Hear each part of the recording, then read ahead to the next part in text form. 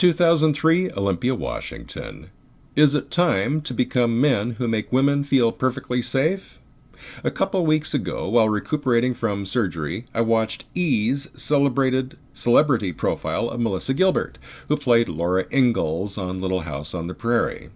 During the interview, she spoke fondly of Michael Landon, and in particular of one episode that had a powerful impact on her life. The episode involved a story in which her character, Laura, ran away from home. When Landon, as her father, finds her, he jumps off his horse, runs over to her, and, sobbing, embraces her. She described it with words to the effect that, quote, "This was the first time I buried my face in a man's chest and felt perfectly safe," close quote. This got me to thinking. Perfectly safe are words few women in America today feel comfortable using in the same sentence with a description of how they feel about men. That's because during the past 30-plus years, well, now more than 40 years, that feminists have worked very hard to make women feel afraid of men. They've profiled us as rapists, warmongers, and batterers, the source of every bad thing in the world, the cause of all violence, demons of discord, evil incarnate, the big bad wolves who bring terrible darkness into the women's world of happiness and light. It was hard to deny their denunciations of all things male because, spurious studies of ideological origin aside, on the face of it, so much of what they claim appeared to be true. Virtually all prosecuted criminals are men. For millennia, men have taken up arms to make war. Men murder, fight, rape, create, and lead oppressive regimes. Men level mountains, pave over forests. Year after year, American men don orange garb of the reflective kind and, armed with rifles and beer, tramp out into the woods to kill Bambi. Indeed, testosterone became all but synonymous with poison. What could be more obvious? Men bad, trees pretty, to misquote Buffy the Vampire Slayer. And so, being men, we did what men have done for millennia, our best to protect women in this milieu, damning ourselves. This produced a comedy of errors on a national and then international scale. Quote, "All men are rapists, that's all they are," close quote, goes the famous line in Marilyn French's novel, The Women's Room. So suddenly an uncomfortable coming-of-age liaison could brand a boy as a rapist, and indeed has branded many boys as rapists. Men, according to feminist doctrine, prey upon women. So in the aftermath of the utterly inane debate over Anita Hill and Clarence Thomas, both male and female coworkers tread on proverbial eggshells for fear of saying or doing anything that might subject them to disciplinary actions by uneasy employers anxious to avoid the possibility of pricey lawsuits over some trivial slight. It's like a sexual gag reel, with everybody stumbling around not knowing what to do. In consequence, millions have gone online, where they parade their sexuality in stark detail. Mild-mannered mannequins of propriety and politically correct sexless conduct by day, in the twilight they shed inhibitions, clothing in all sense to pierce this, tattoo that, and risk contracting incurable STDs in their search for love, sex, and simple human connection in a world gone nuts over pleasing the prissy proctors of feminist superiority.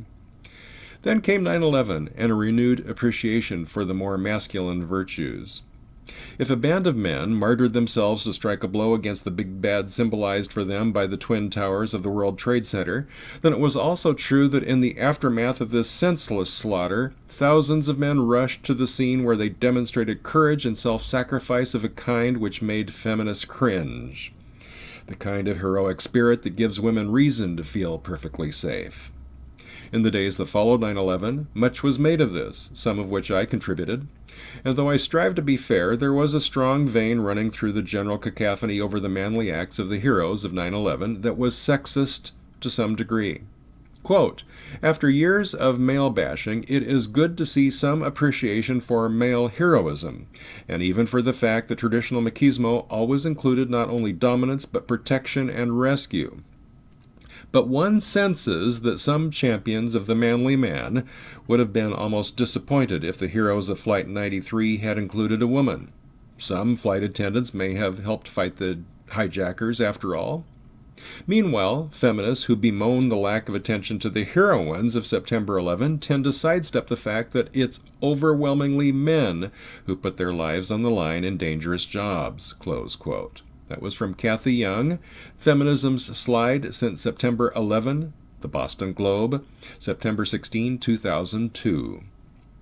Feminism, which was already mired in its own inane claims and struggling against the growing strength of a backlash born of anti-male sexism, slid, as Young put it, further into irrelevancy. While this was an inevitable part of the social movement life cycle, as outlined by Eric Hoffer in his seminal work, The True Believer, the pivotal consequence of this tragedy was that the sea change in social sentiment started not with a vengeful backlash against women, which, as longtime readers of the Backlash know, was one of our greatest concerns, but a tearful celebration for manly virtues. The fact about manly virtue is that it has never gone away, but has spent much of the past few decades hiding in various subcultures, like Promise Keepers. These, however, have always colored their version of virtues with ideological overtones that appeal only to a few, thereby making them unpalatable to even the hungriest youths starving for some semblance of sexual sanity. So while men in these organizations have their respected place, for the mainstream something more sensible and less ideological, more practical and less practiced is needed. What we need is a short set of principles that make sense, a guide for appropriate conduct that brings the sexes together rather than drives them apart. Something we can teach our children that does not drag us back into the old realities, but celebrates our differences at the same time it embraces our equality. Equality in the eyes of the law. Feminism of the late 1980s through most of the 1990s, that is, second wave feminism, focused on women's issues. Safety issues by making women fear men, and men responded by protecting women against men. All this led to, however, was greater fear, deeper sadness, and rampant confusion, what George Gilder described in his book Men and Marriage as sexual suicide. There are plenty of books extolling various virtues. Personally, I like the Roman virtues, which have been outlined in a few articles on Return of King's website. Pickup artist articles aside, they actually have a lot of very good articles.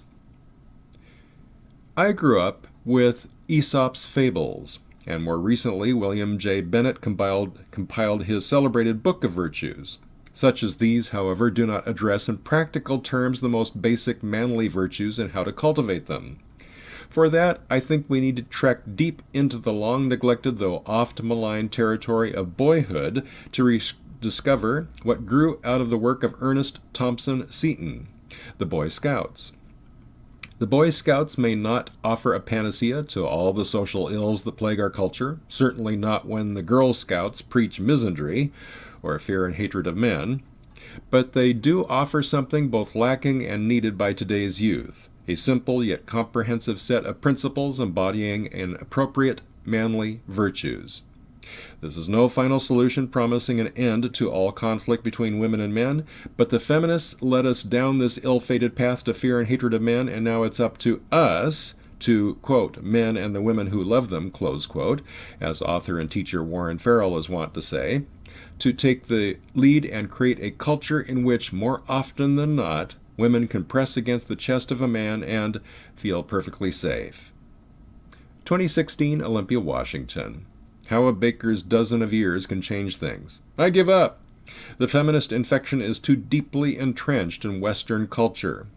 While there are plenty of wonderful women in the West, women a man could love and marry for a lifetime, the legal risks far outnumber the potential rewards. So what's a guy to do?